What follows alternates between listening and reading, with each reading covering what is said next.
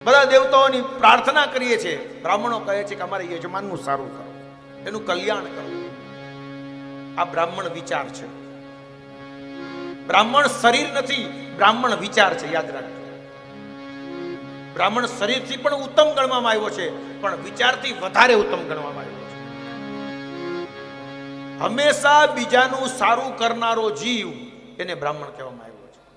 કોઈ દી પોતાનું સારું કરવાનો વિચાર નથી કરતો અને એના યજમાનનું સારું કરે.